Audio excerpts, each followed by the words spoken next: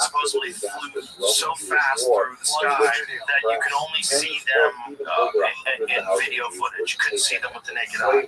Turns out what it was bugs flying quickly close through where the lens is, and it's a video artifact. So it stretches these bugs out and makes them look like rods that are flying through the air. It's just because the video's not that good.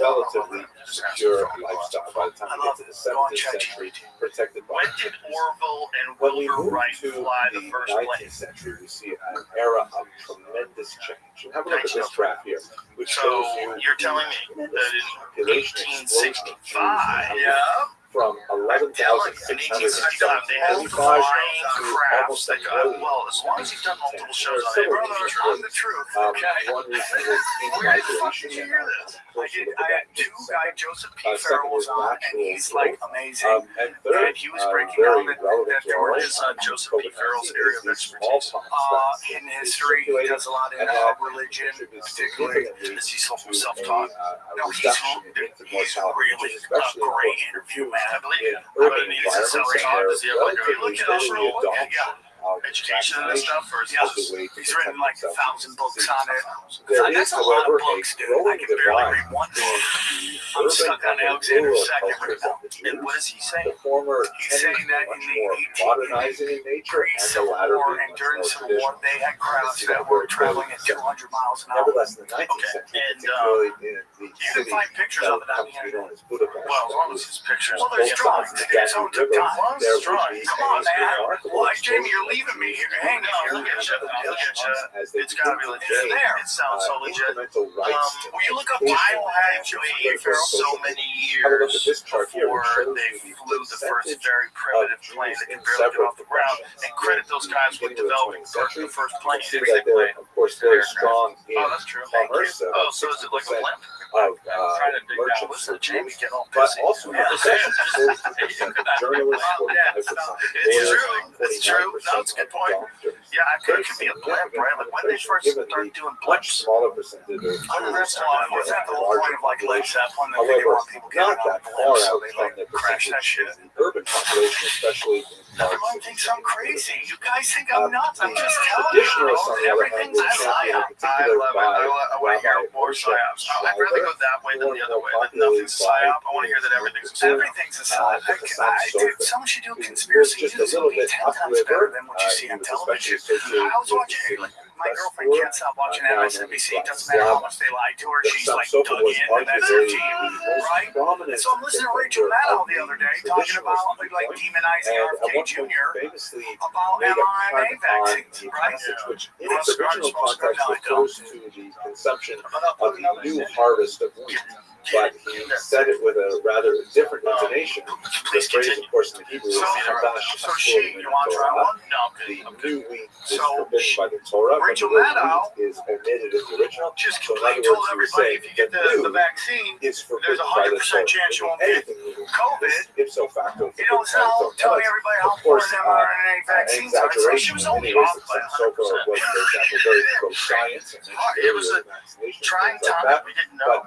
He was how did I know? I'm a Joe comic who's functionally illiterate. Mistakes were made. The traditional fabric of the Jewish society. Well, it's just it was weird to me where a lot of leftists all of a sudden were trusting the pharmaceutical companies. It's really weird. Like, what happened, guys? Like, what did we used to believe in? We used to think that the big pharma was like trying to make money, and we should really be taking organic food and taking vitamins and eating healthy and drinking water and going to yoga. Like, what happened? What happened? Everybody's like a check page. Where you have what happened? The Magyar. And then, I live in California where they're all about my body, my choice, except for when it comes to vaccines. And I had arguments with people. I'm like, I thought you were my body, my choice. Now you're telling me I have to take a vaccine. They're like, it's different. It's not.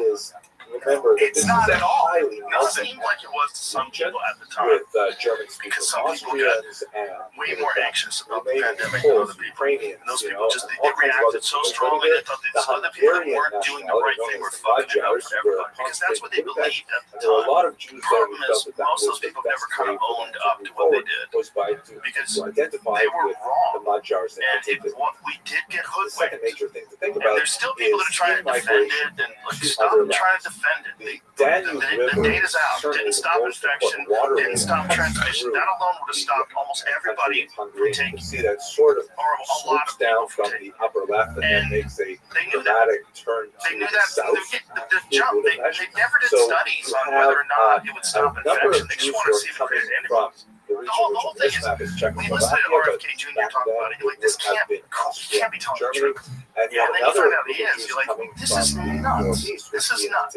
Right, and then have you ever seen when they broke down how long it would actually take to make like 5 billion vaccines that they wanted for everybody? It would take 10 years. It was just the thing that it was that they had done it in front of everybody and everybody agreed to it. And then once they realized they agreed to it, they realized they got duped. They don't want him to do yes. They want to be right, not do right. Yeah, and then there's how many like really nutty, like Marxist, left-wing, lunatic like conferences do I see online where they're all masked? Dude, the flag people are masked. They're still in masks.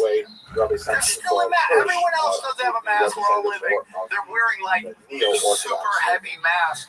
That is either I consider themselves Democrats, right? That's what they are German speakers by and large, and they are wearing it everywhere. I love it. It's like I know who the retards are, but there's like groups online where they talk about the importance of masking and they meet up and how irresponsible these non-maskers are, and COVID hasn't gone away, and I have respiratory this and infectious that and immune suppressant this. They're primarily Yiddish speakers, far more traditionalist in their orientation, and it was a little harder than most flus, and everybody got duped. Now, if you think about the relative numbers, have a look at this. And then you go, what about shows you the relative density of the Jewish population.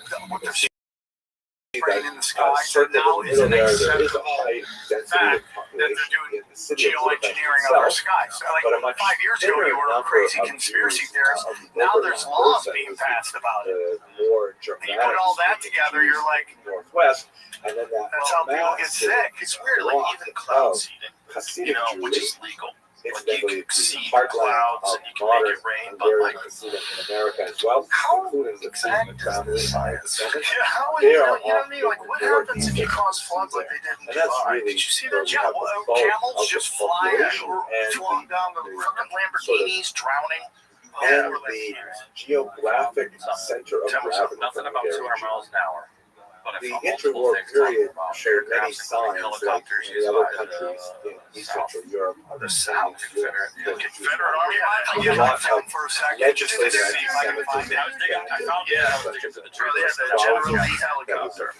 Here's the transcript where he's talking about the history with his friend Beasley or something like that. Who was saying this? The guy Sam was talking about. What is his name again? His podcast. What's his name again, Sam? Joseph P. Farrell. Pieces of legislation such as war with the airship mystery. My friend Walt supposedly has written an interesting book called Origins about the Black Project, where airships that exist in this country prior to society. Of course, during the war period, we talked about it. It was either him or the 2 episodes later they talked about how like 200 miles dramatic arts Lincoln went to Congress to get funding, or trying to get funding for some of this. There's a whole thing here about kind of like bronze shoes that represent the Army. Literally, isn't like another one they got rumors about? Drowned to death. Sometimes tied together with one of them being shot. So that closeted ammunition. Maybe like everybody did it back then. That's what I'm thinking. Back then. That I had. So they just fucked. The thing with the Lincoln stuff is that they were like, bring me, come over here, Bob. The government, however, that's true. That's true. It's probably not that weird for us. But back then it was like the exploitation of Jews but or Hungarian airships. And there's a certain like, so was that supposedly a thing where a person can get in? Oh yeah. Boats of airbags, parts of other flying Nazi allied countries. Okay, so what that looks like is like sails. Part of the country proper, although they are exposed to anti-Semitic legislation. That's like sails, like sailboat. Let's even crazy from the worst that base. depredations of Nazism. So do you just jump This off the is cliff not with the that? case How do you get that bitch off the ground? migrant populations, refugee populations, there was a traveling gas thing that went this along with changes in March of refueling 1944 gas generator.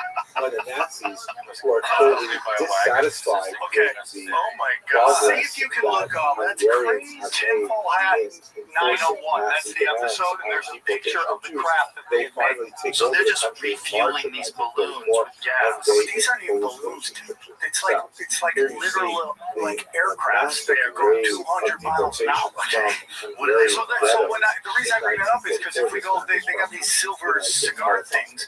Like think about how long ago that was. Very end of the war. Okay. Bug, spear, whatever you want. Whatever helps everybody sleep at night, you know. But they got the tech. That's it. That's what they had in 2000. In the pre-Civil War, Walter Mosley, he came out and talked about it. True that. You can find those. I mean, I don't know if it's specific. The guy's name's up in the corner. That thing can go 200 miles an hour. Yeah. What's it powered by? Deportation. Oh, those are that's it. It's guys with NYMCA arrows and the signature. Yeah, dude, you know I'm retarded, right? I do now. I want to know what that image is. Yeah, these are them. These are the crafts that they had. They were working on. So a person gets inside that. Yeah, look at that. And then there's a propeller back there. Who was working on this? The South? No, the North. The North in Germany. The South. No, I didn't. You said the South has sort of oh, the South had a different kind of thing. So, but this thing is different. Yeah, whatever this is. So, is it a bunch of fans? I don't know. It's like a bunch of fans, right? Or propellers, you know? Right. But as I mentioned at the outset they had that way back in the 1850s. Hungarian Jews showed remarkable resilience. Look at those guys. I think that thing was 200 miles an hour. I think somebody's not even maybe. But they have that 200 miles an hour step right up. Just think what kind of dominance you could have at that time with that kind of craft. Really large and powerful and vibrant Hungarian Jewish if you went that fast, particularly in Brooklyn, and it testifies to the strength. Well, they thought that before the Germans. But again, Germany's involved. We know that by 1900 there were over 31,000 Hungarian-born immigrants in New York, and about 70% of those are Jewish. And just a decade later, there were 78 Hungarian Jewish self-help organizations who spoke a lot about what this community values, who they are, and why they have become so strong today. So that's just a very quick survey of Hungarian Jewry. There's obviously a lot more to say about the vibrancy of Jewish life in contemporary Hungary, and I hope to say more about that when I get there, God willing, later this year to the Ashkenazi project. But for the time being, I want to wish a mazel tov to the couple, and give them my blessing that they should be so for the nice name of Israel, and for everybody else, thank you very much for that. That give us technology. I mean, it goes back to what we talked before about, Admiral Byrd and, that whole thing when I think it was Eisenhower made a deal. And I told you this, and that's where the missing 401 comes from. All the people who disappear in force.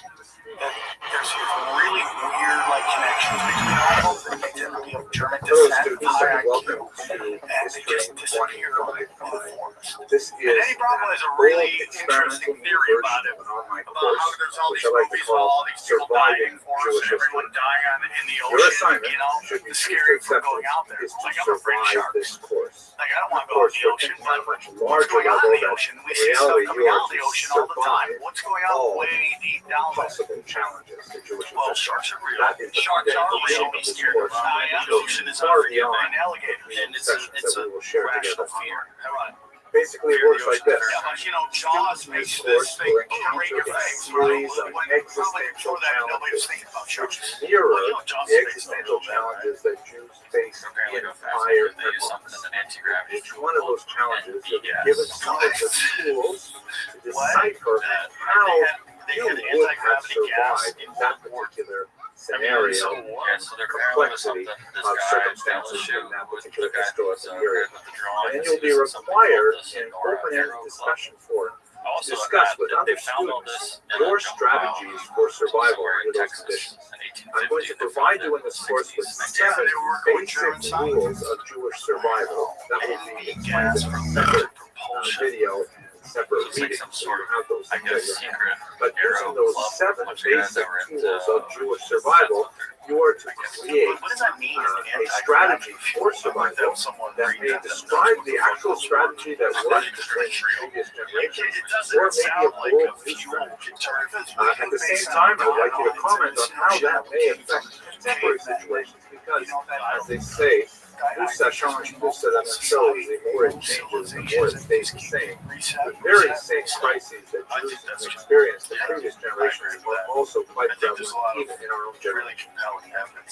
For participating in each of those discussion forums centering on those existential challenges, you'll have the opportunity to communicate with other students and earn 4 survival points. 4 survival points are necessary to survive each one of the levels of the 12 existential challenges that we'll put to you in this course. I know many of you are thinking about the grade. I'm thinking about survival. Survival is really much more important, but those two things translate. So if you survive all of the levels, which means 12 levels, 4 points per level, then you will get A minus. If you want to get that A, you need at least one scholarly creative contribution. I'll describe in such a video what goes on. What do they have now? But if you get 49 levels, very significant. If you get 49 points through the 12 levels, then you'll get if you get only 48 levels, which means you survived by the skin of your teeth, you get an A minus. And so on, how many levels you survive all the way down to, unfortunately, the sad lack of survival. Nobody ever talks about. Right, that was like a flying. That's how we're going to grade the course. But basically, this is going to be an opportunity for us as a learning community to come together and to examine again those moments of existential crisis that the Jews experienced through the millennium history, to re-examine them from the light of a 21st century perspective and try to shed some new illumination on strategy of survival that may affect the scene. I'm really excited to be with you on this journey. I really find the course extremely meaningful. Let me take this moment as well to give you a quick introduction to myself. You're going to see a lot more of me in this course because I've got all of these lectures online, and I regret that we don't have so much opportunity to interact face-to-face in an online environment, but survival is the key, and we'll use whatever tools we have at our disposal. So my current position is I am a dean at the Lander College of Arts and Sciences in the holy city of Brooklyn, New York. My background is, of course, in Jewish history. I wrote my first book on the history of the Jews of Ukraine, and I moved into art history and intellectual history. My most recent book is on the Hasidic thought of the Piaseczna Rebbe in 20th century Poland, and I have a couple of things on that. It's hard to believe that the government I'm from Canada originally, and I was educated at the University of Toronto, and I had the great privilege of studying in some fantastic yeshivos, most notably Or Sameach in Yerushalayim, Monsey, Toronto, and of course in great universities as well, postdoctoral fellowships at Cornell, Oxford, Harvard, and the University of Jerusalem. I think that's really all I got to say right now. I'm really excited that you're with me in this particular course. Contact me anytime, specifically by email is probably the best way to reach me, or call into the office. I would love to speak with you anytime you have any questions about the course or related materials. Just call in and set an appointment, and I'll make some time for you. Okay? Good luck surviving. This is going to be a really important course. We're going to change the world together. 100%. I think people can keep seeing us. I really do. And they have you looking over here when it's really over here. They do that all the time. Like okay, gentlemen, welcome to SBLN 101. And then it's really this is that's like 10 miles away. Principles of speech. It's a public speaking course. Absolutely essential for anything you intend to do in life, and I believe it will be an absolutely transformational experience for me, if not for all of you as well. This is the very first time I'm teaching this course. It's a little bit outside of my area of expertise. I'm actually a historian. I do most of my stuff in Jewish history. But for reasons that perhaps will become clear over the course of this semester, I've decided I'd like to teach this course anyways. How many of you already know how to speak? We have 2 grade or 3. Yeah. I would hazard a guess that if you were accepted to college, at least if you had an interview, you wouldn't know how to speak. So the question is, why are you here if you already know how to speak? What was the daytime talk show? I forget what her name is. Because your parents forced you, because you want to get into a graduate school. But someone give me an option. Why are you here if you already know how to speak? All of a sudden, her crowd leaves. I'm sorry? It's a college course. Very good. They forced me to take this course. Tell me your last name? Mr. Kramer. Very good. Okay. Mr. Kramer says, well, I'm forced to, so I have to do it. Anyone else? Is there possibly a benefit? Is the wisdom of the curricular designers somehow inherent in this classical course? The sound guy comes up to me. He goes, whoever sent you Mr. here Kramer, what do you sent think you besides that? because this is the realness. This is where all of the satellites are. Okay, biggest room in the world is room for improvement. And that's kind of like a cliche, but it says a lot about what we're going to be doing here. Now, everyone, for example, already knows how to walk. But, you know, if you want to run a marathon, if you want to keep up with a fast person, if you want to walk with posture, with balance, if you want to express your personality in your walk, you're flat-footed, you know, your pigeon toes, these are all reasons why you might go to a walking coach. And even though you will probably get from point A to point B without any assistance, nevertheless, there are ways to do it much better. And if that's true about walking, how much more so is it relevant for speaking? Because speaking is really what really makes us human. And this course is going to focus on how to speak like a mensch. Obviously, we're going to get into primarily business applications of speech. We're talking about presentation. We're going to talk about persuasive speech. We're going to be talking about interview skills. We'll be talking about a certain amount of interpersonal communication, but primarily one to many kind of communications that you will need no matter what kind of area of professional development you go into after you read these. You know, how the hell's of Turo College. If you're going to be a doctor or a medical professional, you're going to have to know how to talk to, unfortunately, grieving families. You're going to have to know how to express yourself and use your entire body in a way that conveys the deeper emotion of what you're trying to express at the same time as you communicate to them the content of the message that you have to deliver. So it's a really essential factor, not only in your professional development, but also I would hazard in your human development. Let's just look at a classic text. I'm sure some of you have occasionally seen this text. It comes around once a year. Hashem creates the human being and says here, but you talk about Nishmas Chaim, right? Someone want to translate that phrase for me? Very good. He breathed into him the soul of life. What's your name, sir? I agree. Mr. Adelson, good. Vahi Adam L'Nefesh Chayim. Mr. Adelson? You don't know about World War II. Very good. What does this mean? Nefesh Chayim. A living soul. Good translation, Mr. Adelson. Superior to an animal. Okay, where do you get that? Rashi, very good. Rashi is not on this selection. Something else is on this selection. Uncle is right. Uncle Lewis. What does Uncle Lewis have to say? Nazi How does he translate jobs in the that? United States. Some were later sent to the Soviet Union and parachute teams in It's right an here. unsuccessful attempt to perform assassinations and start civil wars. Okay, how's your Aramaic? That is great. We were flying Fail? Nazis into Phil. Russia to No, start the civil Malay would be wars. good, right? So this guy It has a school thing. This is a smart word. dark journalist. He Isn't does that great? Okay. great work. Ruach, of course, is the same in Hebrew, like spirit. The Malala. That NASA was This is involved one of the most common words JFK in wanted to give the Russia all Aramaic these Bible. documents and information they had. Translates the word Vayomer. I think that they were like Or Namor, actually. planes, Malala. like dropping bombs and stuff. And Help me because out. NASA was so To full of say, Nazis, good. and they So please still translate hated the Ruach Russians, Malala. they didn't want that to happen. Well, that might be one reason. A spirit Yeah, of there's multiple reasons. Spirit of It says, speaking. Very good. Thank you. What's your last name again? Mr. Bookhill. So we can have Mr. Bookhill. Very good. The translation of Nefesh Chayah, a living soul, is the spirit of speech. And as Rashi picks up, of course, this is what primarily distinguishes us from the animal kingdom, that we use speech to express complex ideas. Now, animals do communicate as well. Lots of sources in the Gemara as well for this idea. But the idea of speech, that's something that truly distinguishes us as humans. So in many ways, what we're going to talk about the next few weeks is how we're going to define and develop our speaking skills, which are really the essence of our humanity. The very first descriptor, really, of what is a human being has to do with speech. Okay?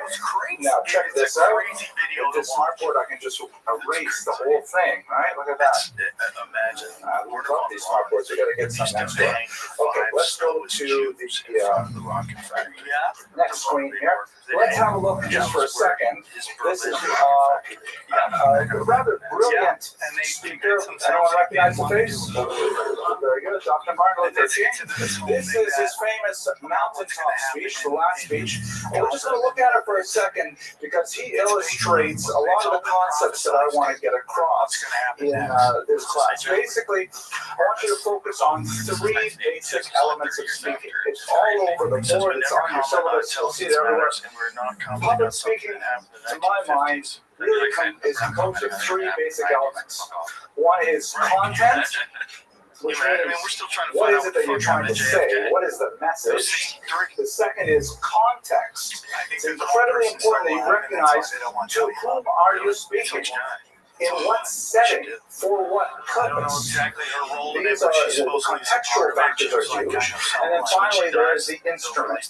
We'll talk about what the instrument is in a few minutes. But what I'd like you to do is have a look at how, in this 2-minute speech, Martin Luther King really is a master of context. He understands his crowd, and he is going to use two principal techniques. The first is going to be a balanced and parallel speech, where he's going to take certain key words and repeat them. Kellyanne Conway is actually very famous for this. We'll look at her style a little bit later. And secondly, he's going to tap into the shared meaning system of his audience that I believe you gentlemen will also share, and that creates a huge resonance in terms of how he conveys his message. It's a very powerful speech. Let's have a quick look at 2 minutes.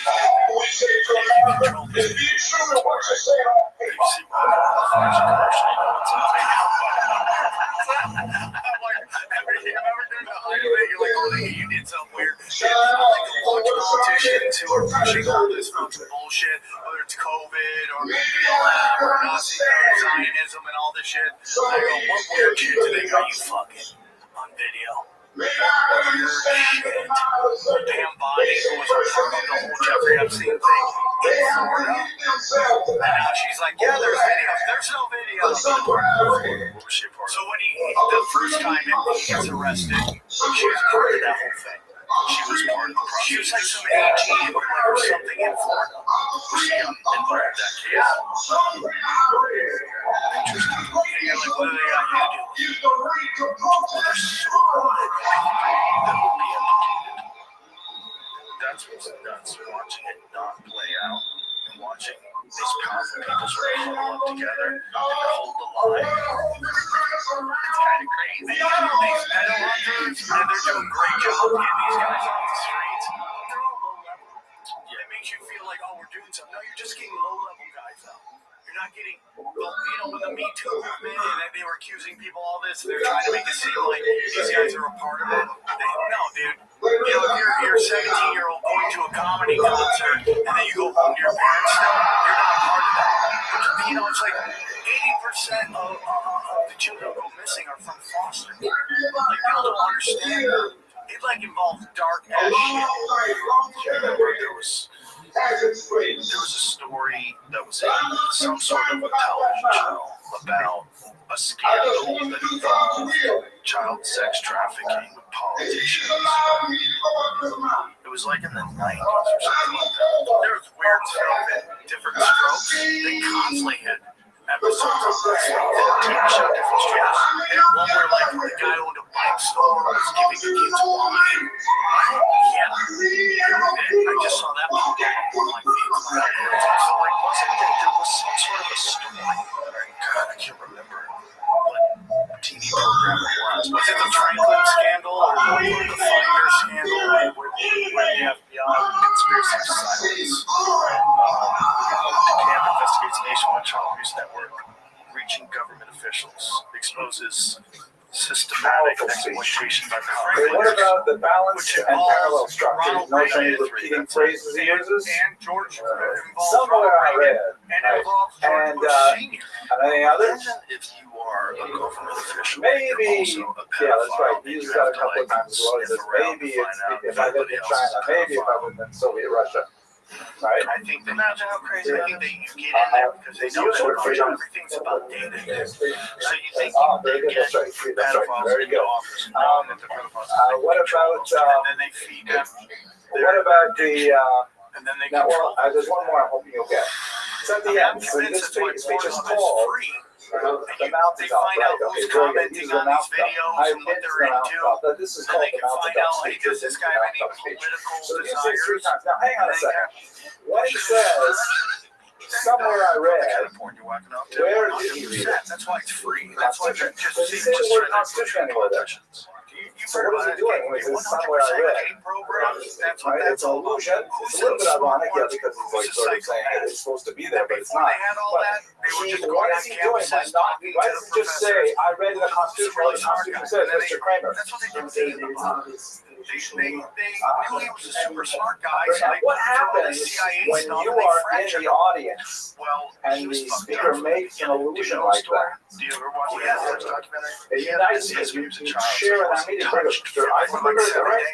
No, Mr. Eisenberger is here. Mr. Hazelton is here tonight. I think that was this is what's called an educational theory zone of proximal development. That you just reach just above where they are, and when they catch it, the students feel like, oh my gosh, I'm getting it, I'm moving up, I'm learning it. So by saying, somewhere I read, people know it's talking about the Constitution, it involves them in his meaning structure. What about the mountaintop bit? What mountaintop are you talking about? Yeah, what is the biblical reference? And no one's touching Well, him not exactly for Harsinai, a long time it was. but And close. then you get him involved in these LSD Right, studies. just on the outside of Israel, he looks over it. And so what does that make him, by the way? He's on Harner Road looking over it, there's Israel. Yeah, he's making a Moses, right? And so in the African-American tradition, the whole idea of, go down Moses, and Moses goes and speaks to Pharaoh and tells him he has to let my people go, that really resonated with them. You could hear it in the audience. So there's a lot of techniques going on in your speech. So even in 2 minutes, there's a lot more we can analyze here. We might come back to it later on in this class. But there's so many techniques going on that really made him an incredibly effective speaker. You might look at a few other speeches of his. But what goes into good speech? Oh, by the way, this was his last public speech. He was, in fact, killed later on by an assassin bullet. And it was the reference to longevity, which is we all like to live a long life. That is especially ironic. So what are the 3 elements? Let's talk about the syllabus now. How are we going to grade this course? I know you're all concerned about it. So have a look at the syllabus, which is here, and I'm going to show you online where you can find it on a program called Blackboard, which is our course management software. You'll be using it a lot. Basically, we're going to grade this course with no tests and no exams. But you will be speaking every single class, and you will be judged by your peers. I'll explain to you how that works. 40% of your grade is going to be my assessment of your speaking skills. And since you'll be speaking every single class, there's going to be a lot of data from which I can base that grade. Another 40% is going to be based on how your peers grade you as well, on the same scale.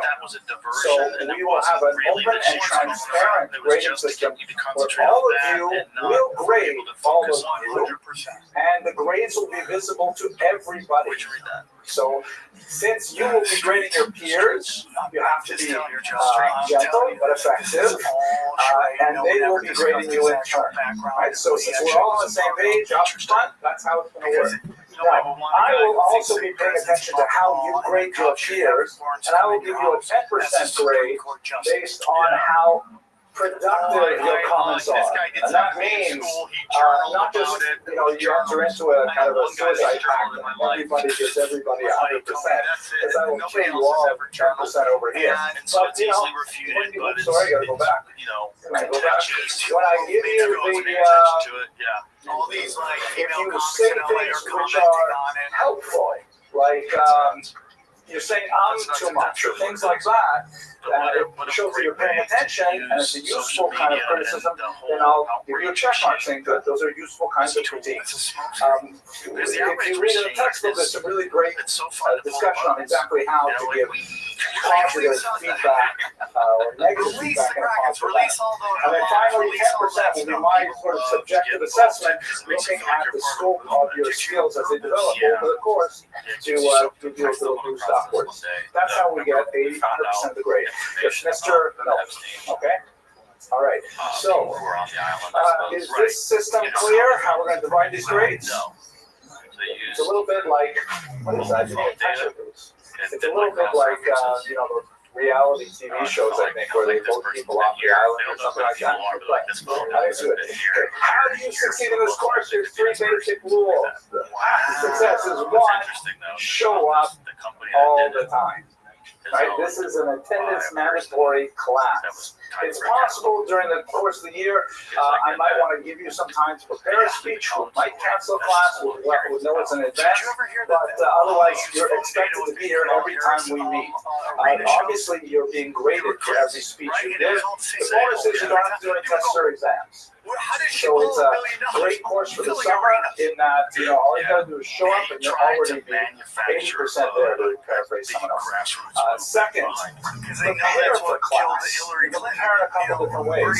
One of the most important ways is to read the textbook. We will only be loosely following the textbook, but it's an extremely useful resource. And you'll derive a lot of helpful information from it. So the textbook is available, used for about $10 from a lot of online sellers. I listed the actual ISBN and all the materials over here. It's called The Challenge of Effective Speaking. I've chosen the 15th edition, which is not the newest one.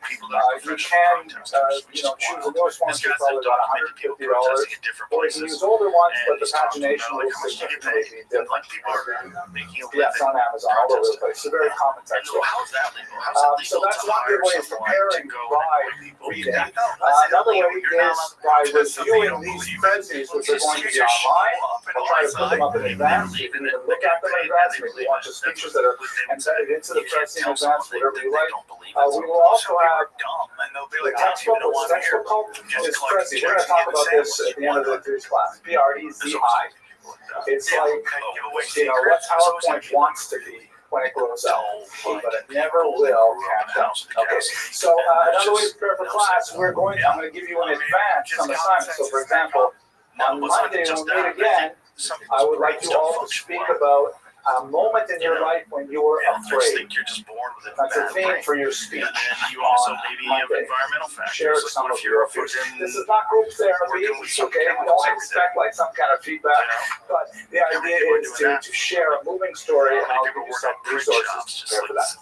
And third and finally, listen to everyone. You have to show equal respect to those of us in the room who are not yet blessed with full beards, just as you would to the gray beard in front of you now. Show respect for your colleagues. Lack of respect for your colleagues will be viewed with disfavor in your grades. So make sure that you give full attention, full eye contact. Be in the moment when your colleagues are speaking. Questions about the syllabus? Yes, Mr. Eisenberger, Edelstein, Eisenberger. That's why speeches. If you look at the size of the room, and I figure I'm going to devote about half the class to speeches, it's probably about 1 to 2 minutes. We may have to break a few up over 2 classes when we get to the end of the class and doing the more substantive speaking. But for today, for example, you want to speak today. Speech today is going to be 1 to maximum 2 minutes. Oh wait, hang on. Okay, can't give you so much time to share. Okay, so let's go on. The 3 elements of public speaking. This is the way I look at this particular subject. The first is content. based on which is basically what is it that you are trying to say? Right? What is even There are some portion, I believe the Chafetz Chaim says there's an idea that your life is measured by the number of words you utter in a lifetime. And so therefore, you want to preserve those words. You want to make sure you use them effectively. You don't want to blather on and waste your words. So the content of your talk is incredibly important. Related to the content is, of course, the organization, the manner of presentation. Like we saw with Martin Luther King Jr., he doesn't say the word Constitution, he doesn't say the word Moses, doesn't say the word Promised Land, or he doesn't say the Promised Land. He says these things because he thinks he can communicate the meaning much better by only alluding to them. We'll spend next week, by the way, we'll talk a little bit about the power of silence in a public speech. So content involves both what the tochen, what the actual material is, and also the organization of the material. So we spent a lot of time breaking down. How are you? It's in content. Okay. That would be clear now. Okay, but it was a book, because they were seeing things, words in it, the words are organized in a sequential fashion. Dude, why didn't you watch the UFC? That's in content. Context is also known as a rhetorical situation. It's what? Who are you speaking to? Why are you speaking? Oh, dude, it's baller as fuck. People are there. Are you using presentational aids? Are you using a microphone? Is it a somber event, a celebratory It was amazing. event? What exactly is the reason that I watched it in Aiden Ross's Discord. It was fantastic. Context is where a lot of the art of speaking comes to play. And then finally, instruments. I didn't define this earlier. I don't want to have a hazard a guess. So what do I mean by instrument? Oh, yeah, that's right. Thank you. Body language. What's your name, sir? Mr. Roda. Yes, there's a school of acting called Stanislavski, the Stanislavski method, in which they coined the term one's instrument, and that refers to your body. That refers to when you're an actor on the stage, and speech is a performance art. When you're an actor on the stage, you use your body in its totality. You use your body in terms of your gestures, your posture, your affect. It also extends to the tools you use, the eye contact, incredible number of things. We'll see in just a minute a little bit about vocal control. All of these things are related to your instrument. So when you get up to speak here, you're not just going to be reading off a cue card, or you're not going to be reading off a text. It's not a course in public reading. It's a course in public speaking, which is ultimately going to be very extemporaneous. So the instrument is very important, and we're going to focus on these aspects as well. If you notice, when Martin Luther King Jr. was speaking, his affect was very flat. I mean, his face was not like, you could see that there was a deep-seated anger and frustration over the injunctions that were oppressing the African Americans in the 1960s. But he was not like raging like a Hitler, and that he was just like quietly angry, with seething anger, and with determination. You know, the face showed that. You know how he ended his speech? Look at how everything. Yeah, he just does it like there's a microphone drop, right? He just said, you know, in my eyes, it's in the glory of the coming Lord. And he leaves. Doesn't say in conclusion, doesn't say thank you for your attention. He ends it abruptly. Right? These are all aspects of using his instrument effectively to convey the message. So those are the three things we're going to focus on in this course: content, context, and instrument. And in fact, why don't you have a look at the CCI rubric here, which is on the third page of the syllabus. This is the rubric that I'll be using and you'll be using for all the grades. Someone explained to, I don't know who said that. There we go, excellent. CCI, right? Context. Yeah, you got it. Okay. So it's a simple 10-point score that you're going to be giving each other for their speeches.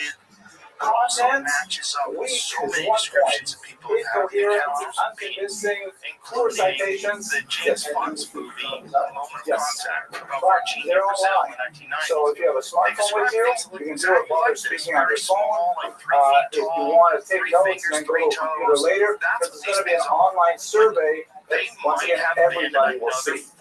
Okay? You're going to see your grades, you're going to see how you grade other people. Denisovans, they just found I'll show you on Sunday. It's through the portal, through Blackboard. You just click on the person's name, 10 questions. It's really, it shouldn't take you too long. Yes, every day it's wide open, okay? So right now, no secrets. So every day, correct. Yeah, well, would you like an example? There's a bunch of stuff that we're just now finding out. International speaking, absolutely. And you go back and correctly too. Your phones are a great way to do it. I'll show you online. Yeah, we have to make sure we got some Wi-Fi. Like that. We have Wi-Fi in the middle of the semester. When the women leave, we're going to go over to that building where we have Wi-Fi. But anyways, we're going to give 1, 2, or 3 points for content. You see this is the guide to like sort of what you think of the content. Then you have room for comments. And that's an important thing too. Give something productive to your peer. Let them try and develop so they can get better at what they're doing. Secondly, context, which is obviously the context is going to be this room. It's going to be us. I have some ideas. We might experiment. The weather's a little cooler. We might go out and try and speak into a different kind of environment. Maybe on the street. I was thinking about maybe doing a soapbox. I was thinking to get a sense of what that's like, right? So the context is more the awareness of the context. Like how clued in is the speaker to me as an audience member? Is he making eye contact with me? Is he, using effective gestures? Is he, a material that is in the context of the assigned speech? You'll see what's going on there. Finally, we'll also have some exercises on how to deal with hecklers, how to deal with negative audience interaction. Finally, instrument. This is all about, proxemics, person moving around effectively, body language, timbre, velocity, a lot of different forms of speaking and so on. And then finally, I've added a 1-point bonus at the bottom, which I call magic moments. Like even if the speech was really not great, but there was one point that was excellent, you can give that magic moment point. Just say what it's for, do it away. I'll give you one example from my own life, which I think you might find interesting. When I was about 8 years old, we had a public speaking contest in my school. And I had a rival, I was a smart kid, and he was the other smart kid in class. And he and I always traded to try and get the best marks in class. My father was never impressed. I would come home with awards, and he would say, "So, Henry, it's a stupid class." Right? He was right. Most of the guys I went to school with ended up in jail.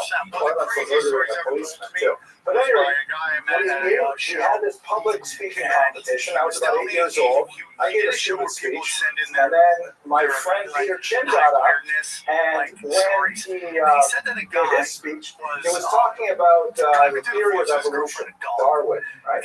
And at one point he says, at one point, 8 years old, he says that humans are the only primates that can touch the tips of each of their fingers with their opposable digits, with their thumbs. Something crawling on it. And just like many of you in this room, they all checked if they were in fact Homo sapiens. All the judges started going like this to make sure, yeah, look at that. So that's like a magic moment. And when I saw that, I knew I lost that competition, which I did. But it's like just one little bit of the speech that would shine to something special. Okay? That's how you're going to grade each other. Okay? Clear? The simulation doesn't want to render for just one Let us continue that. So, what are the 3 things, right? You should be using that content, context, and instrument. Let's go into this context idea a little bit.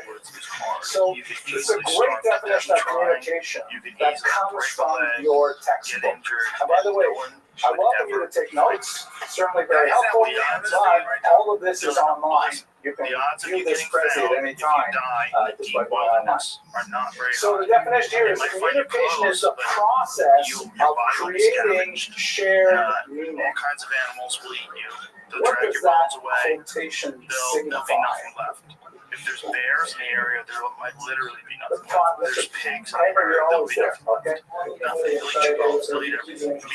Very good. So involving the audience, but that's not all of it, right? Like, well, I can just like ask you guys about your day.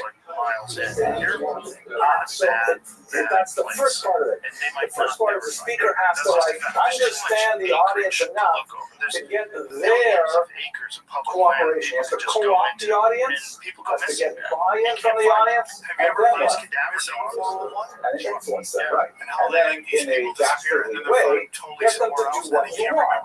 Buy your product, vote for your candidate, or whatever it is. There is a creation of shared meaning. I have meaning in my mind. I have an idea in my mind of what I think is true and important and beautiful, and you have something different. So the idea is I have to bring you in and share that meaning with you, and then we walk out of this room with an elevated consciousness of each other's thoughts. That's really what speech is about. Communication is about creating shared meaning. It is not a one-way street. It goes both ways, and like this diagram sort of indicates, audience speaker, there is what's called limbic feedback. Like when I see your body language, when I see your eye contact, when I see your posture, I have a sense of how well is this working? Are you receptive? Are you getting it? Or am I just, talking into the wind? These are the things that we're going to work on analyzing for your own speaking. Okay, let's look at a little bit deeper. The rhetorical context, the textbook uses a little bit different phraseology for this, but basically, one nice way to think of a speech is in the form of a Venn diagram. Familiar with Venn diagrams? Right, when you have like overlapping spheres of influence, and where they overlap, that's where you have something that shares memory. So you have these three spheres: the speaker, the audience, and the occasion, the time. Why are we all together right now? Where those three things overlap is the speech. Like for example, you are here because you're forced to take this course to graduate from college. I am here because the college is paying me money. Actually, I'm not getting paid for this course, but I'm here because I work for the college and I want the college to succeed, so I want to give you a great educational experience. And the occasion is, we're going to talk about public speaking. So that's what the speech is. If I were to come here and talk about the Florida Marlins, that would clearly, have been the wrong occasion. And you guys are wondering why did I bother trying to get into the leading Jewish college in the world? I should have gone to, some other college. If I were to be absent before you were to be absent, and you can be absent even while you're still physically in the room, then the Venn diagram doesn't work. We all have to come together for the speech to create that shared meaning. That's like the rhetorical context.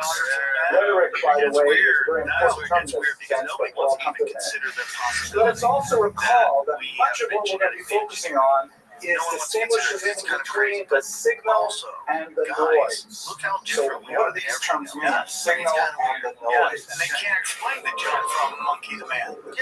What's your last name, There's sir? no link to that. Well, there's Mr. Waldman. Okay, avoid eye contact when I ask questions. But that's what does that mean? The signal and the noise. What's the difference? Because you see the difference. But there's a lot of weirdness in there that it doesn't cover, and one of them is the doubling of the human brain size over a period of Mr. Eisenberger? the human brain size doubled. Nope, And it's also just, good. what happened? How many of you ever listened to analog radios? It was also Yeah, everybody did right here, right? You guys are all born like in the 21st century or something. How many of you have ever seen videos of old TVs? Where they got the rabbit ears, right? What's going on? What's going on in when you're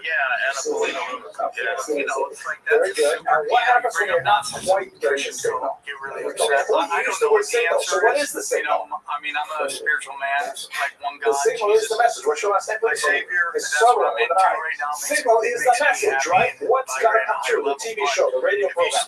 That's the signal. What's the noise? The static. Excellent, Mr. Eisenberger. The static is like got all kind of things. It's still there, but you got to learn to pick out the signal for the noise. And sometimes it's very difficult. The kinds of things that you might find in the signal and the noise are fear. Like next week on Monday, we're talking about fear.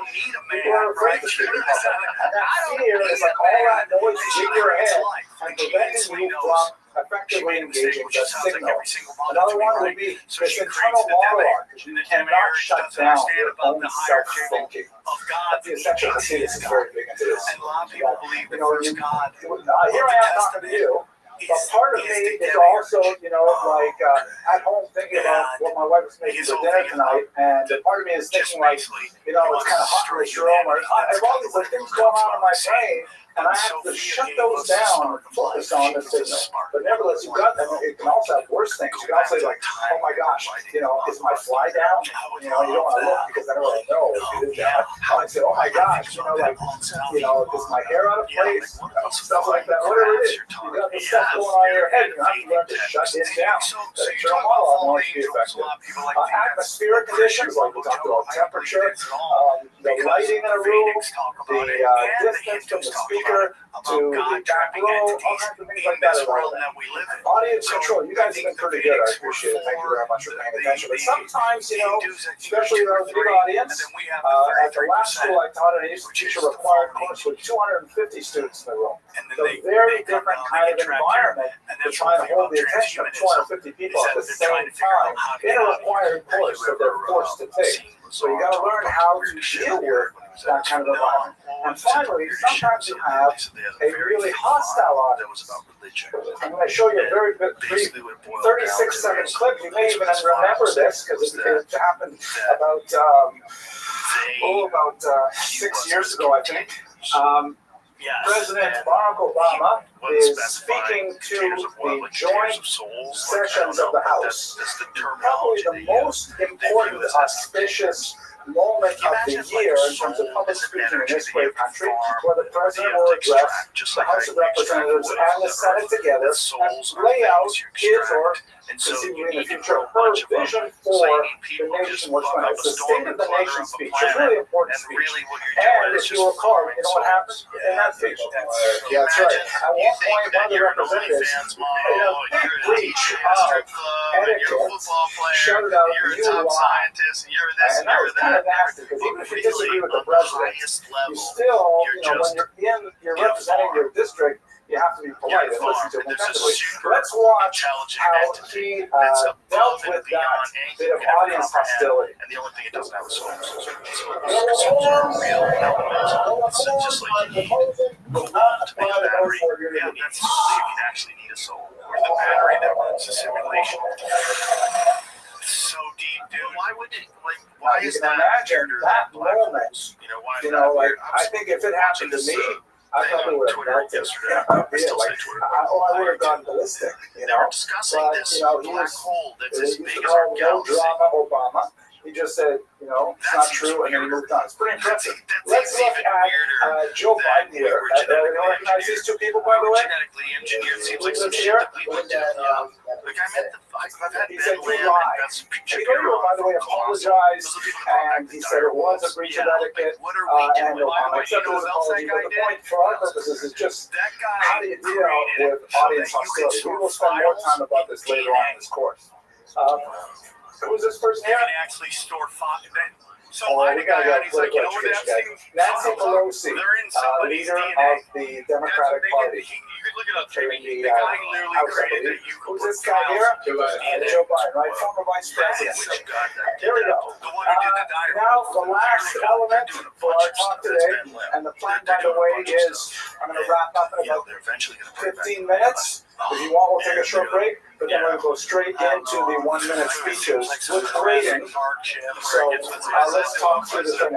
The last element, the first two is content. Second is context. Third is instrument. Here's an excellent TED Talk in which the speaker goes through some basic elements of the instrument, how to use it. He starts. There's a little bit about 3 minutes. This video is about 7 minutes long. The first 3 minutes is kind of like the ethics of public speaking, which is actually kind of welcome, and it's a nice thing, and I certainly endorse it, and I expect all of you to adhere to the basic principles that he's going to espouse. But then the second half of the video is really what I need to get across to you, which are some of the elements of using the instrument properly. Into like the Florida Everglades. It's like they're just dominating. Just bring in regular bulls and they'll place fucks everything. Yeah. Like what's going on in Colorado? How about the cute animals? Can we we bring back cute ones? Yes. That's why I'm like cute ones. Bring back cute ones, but then they got grown back in me.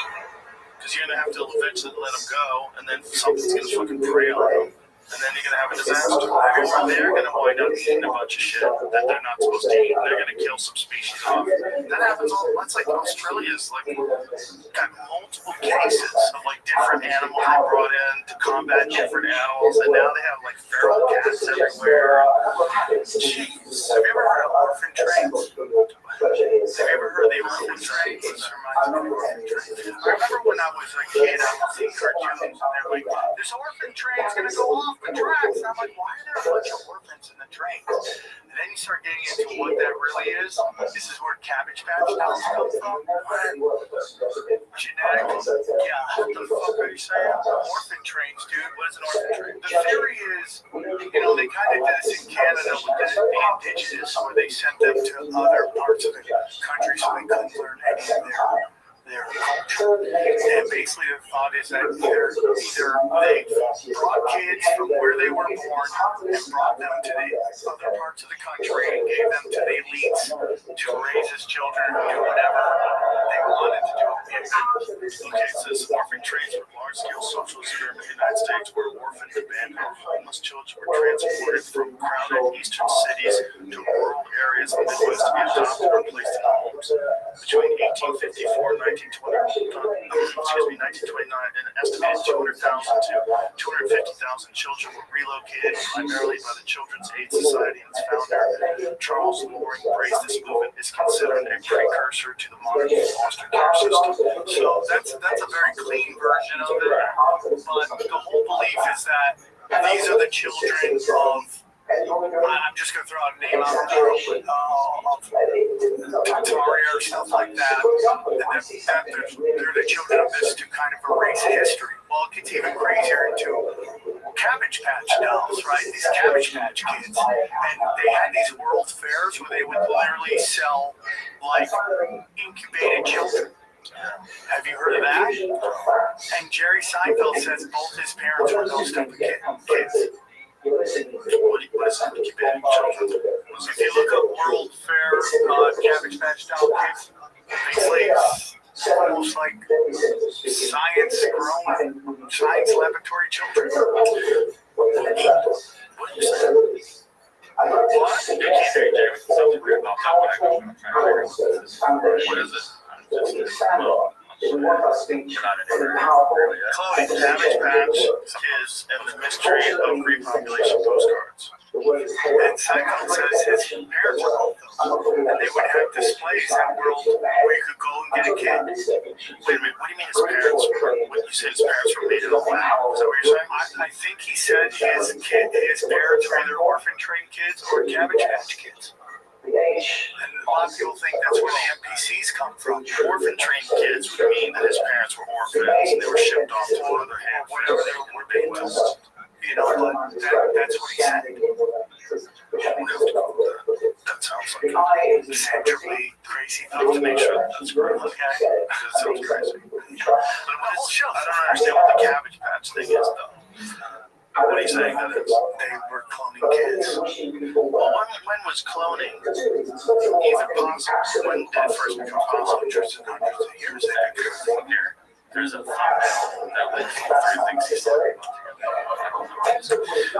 you go down the wrong Reddit threads, don't you? No, dog. And all of them read like Cabbage Patch babies, so they're growing up in a Cabbage Patch, and then World's Fair incubator babies. Look at that guy over there holding two babies up. These are incubator babies. So what is an incubator baby? Is it raised entirely in an incubator? Like, what does it mean? How early in boardwalk attractions save thousands of premature babies' lives. Oh, okay, so it's premature births. That sounds like, I don't know, man. Because supposedly you can get a kid at the World Fairs. But I do know that people do that when a child is premature, right? They put them in an incubator. But the word is that you can get a kid there. So you can buy a kid, yeah. So someone might have this premature birth and then put the cow for sale. Maybe. I mean, that's what this is trying to tell us. I don't know if that's real though, but that goes back to the world fears we talked about before. It's just like technology beyond what we understood and what we know now.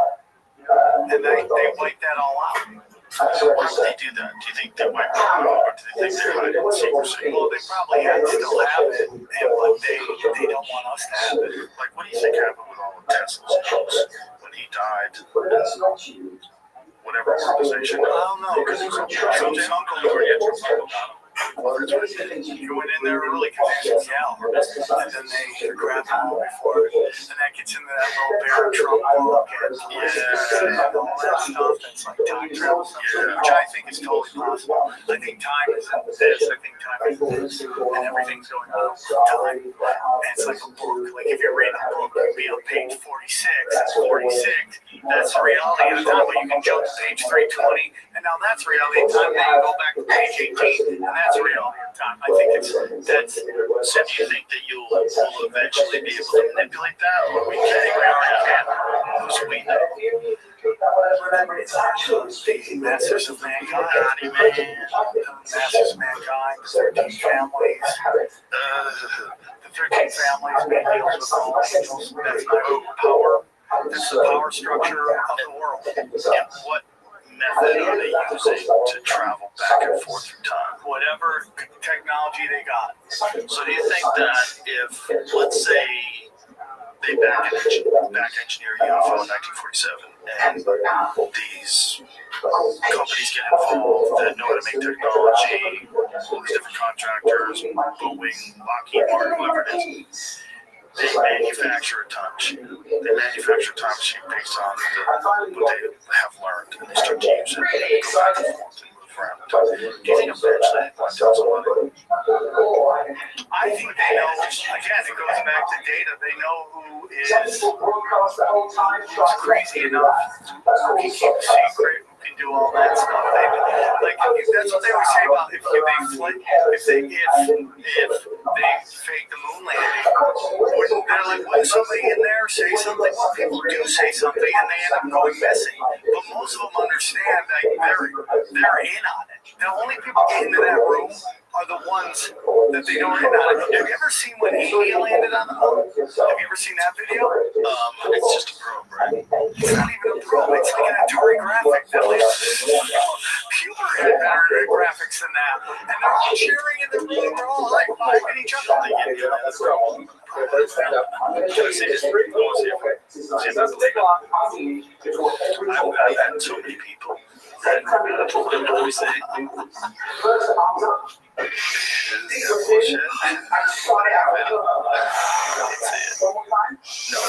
Yeah, that's what they're landing. We're seeing just flashes of it. Okay. Right. I want to see what happens when it actually touches ground. Wait a minute. That's it. Everyone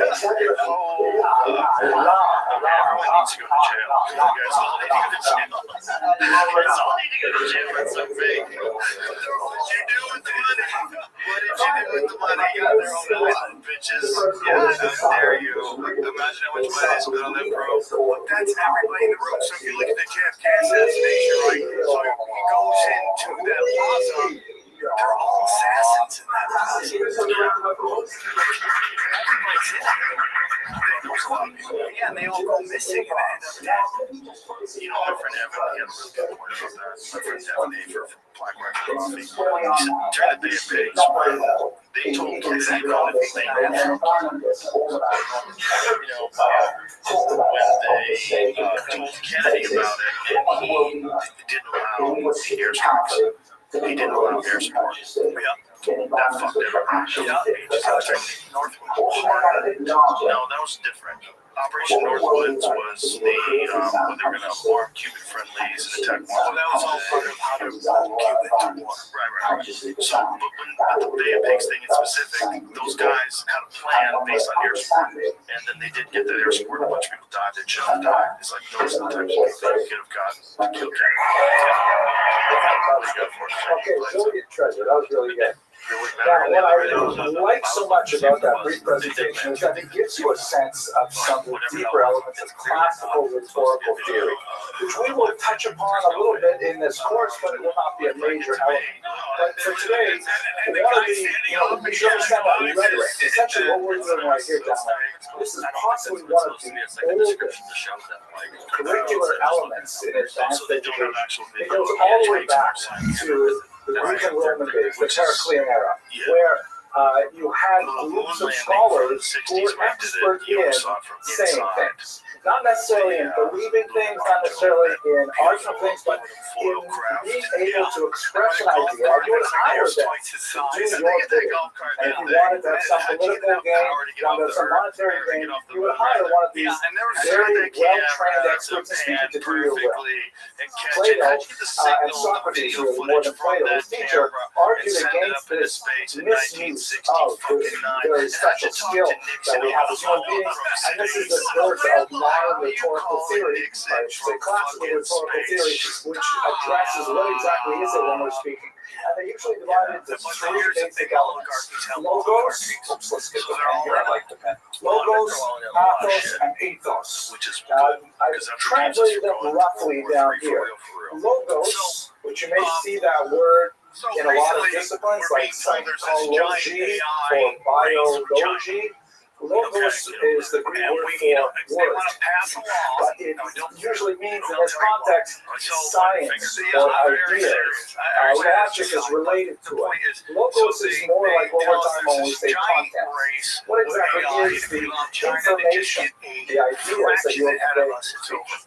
Pathos, you may have heard the phrase, the word pathetic, right? Pathos means emotion. Pathos conveys like the depth of feeling that goes along with the logos. So a speech has both logic and emotion in it. And finally, pathos, and this is what I like about doing Treasury's presentation, and I really think it's very important for us here in particular. You're going to go out into the world in a very short period of time, and you are going to be representing the entire Jewish people, me included, in all kinds of contexts. Even when you're riding the train, even when you are shopping for groceries, whatever it is, people are going to look at you and say, there's a Jew. How does he speak? Once you start speaking, you represent all of us. So we really have to make sure we focus on ethos, which refers to integrity. He touches on it in that video when he talks about how, don't argue for things you don't believe in. Don't try to misrepresent positions to abuse people's intelligence. It's a really important element, and that's why we'll be talking politics a lot. Not only because politicians do a lot of speaking, but also because politicians tend to do a lot of unethical speaking. We're not going to espouse any particular political position, but we will be definitely looking at a lot of politicians' speeches and analyzing, what do they say for the art of rhetoric as a whole. Any questions about this classical rhetorical theory stuff? In the Taliban, and how many more they're recruiting because they're making. When I'm gone, you guys can play with this board if you like. It's actually a lot of fun. Oh wait, I wasn't a Biden fan, but when somebody does something you like, you gotta kind of get over their problems. It's like, I believe in all the weapons there. What we're gonna do today? Have you ever seen the video of the plane leaving? You want to look at something that's just a complete joke. I'm gonna give you the advanced stuff. What I want you to do today and in preparation for our next class Monday. And then I'm going to do my speech of introduction, and I expect you to grade me. Okay, so get ready. Here we go. What we're talking about is a 3-minute maximum speech, but since they're a little larger than I expected, let's make it a 2-minute maximum speech. And by the way, gentlemen, I will let you know up front, I will be savage. I will cut you off at the end of the period, whether you like it or not. That's it. Okay, so stay within your time. One of the worst things a speaker can do is speak too much. Right? Brevity is the very soul of it. I'd like you to speak for, let's say, up to 2 minutes. Who you are and what you are about. You're just going to introduce yourself to the rest of us. We're going to be in this little capsule here for a few hours, Monday through Thursday for a few weeks. So this is your opportunity to say your name. We will use surnames here, of course. And what's important about you? Who is you? And these people are trying to climb in. We talked about the Like, look at grading, this, man. so They're to trying do to get that. inside that cargo And ship. here, That now is here's the last thing. nuts, I man. need you And the thing all is moving to along set the up a ground. Prezi account. It's That's a PREZI.com. regular cargo If ship. you use your Turo That's a email, your giant student military email, cargo ship. you'll be able to get a free It's account weird how these guys are like without laughing advertising, and which is a cheering. nice thing. Yeah. And one of It the just looks elements weird. of this Like, the whole course is thing's a crazy. First of all, technology they piece.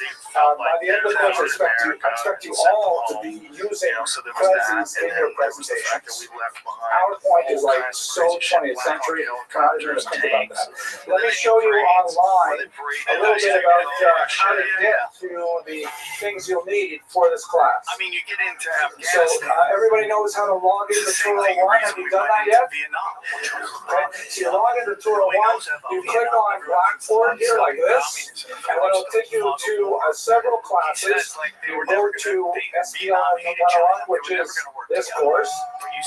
Under getting started, there are some helpful things on what you need to do, like how to general for this in our academic integrity statement. The syllabus is here on this page, and the ISBN and other information for the required textbook is there.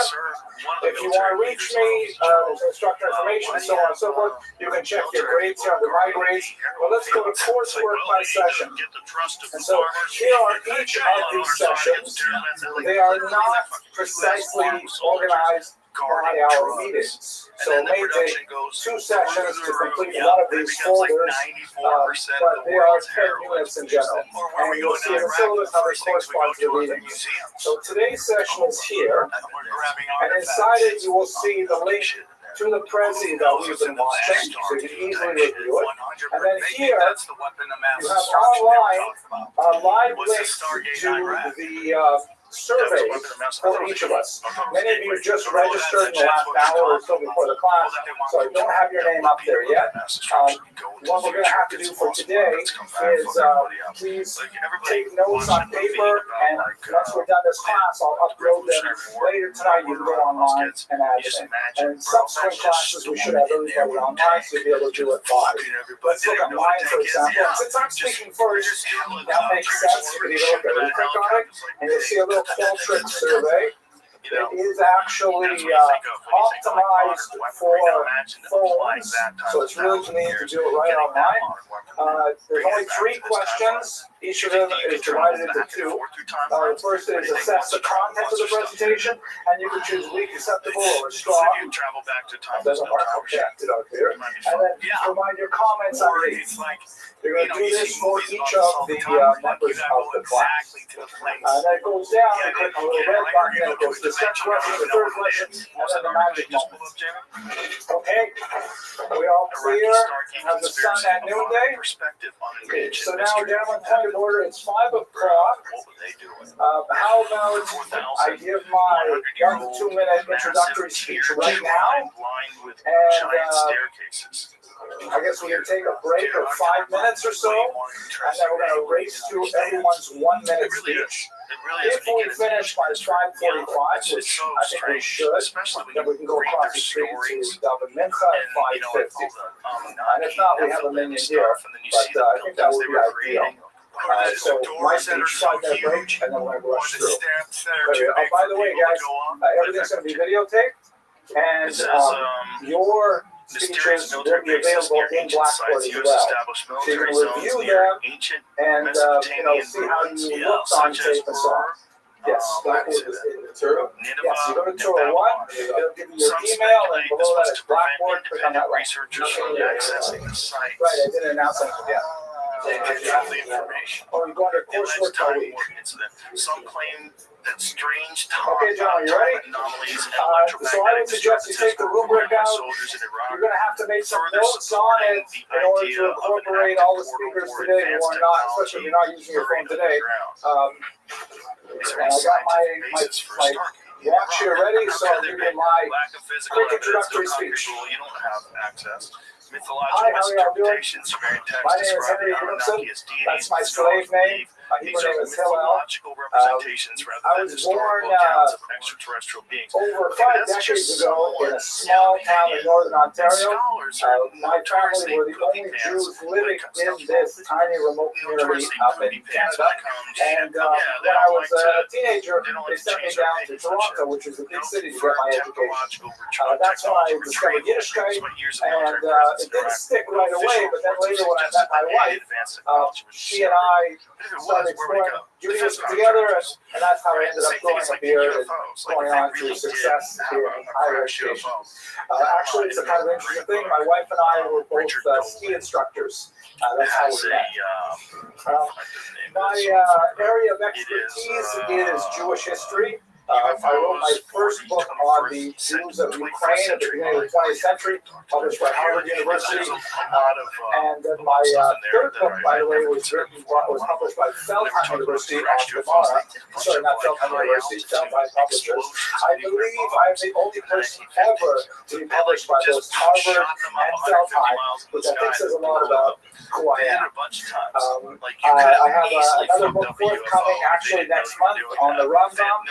Tshuva, it's a commentary in English, and my major research right now is on the section of Hasidus, which is a 20th century Hasidic movement associated with Central Poland. I didn't think too much in advance about what I was going to say to you guys, so I think I'm not going to get such a great grade, but I'm really grateful to be here, and I look forward to learning with you over the course of this semester. Where should I read it from? The third line of weather. Your problem. Hold on, it said something about whether rainstorms will be a problem in the southern area in 3 to 5 days. Some heavy weather movement is anticipated in near term in 1 to 3 days. Iraq will launch missiles into Saudi Arabia areas. Frontline troops will not advance. Future potential strikes may occur in areas B, where Iraq Army will have two sometimes interference with plastic bombs. Kind of freeze up. Sometimes energetic beam type of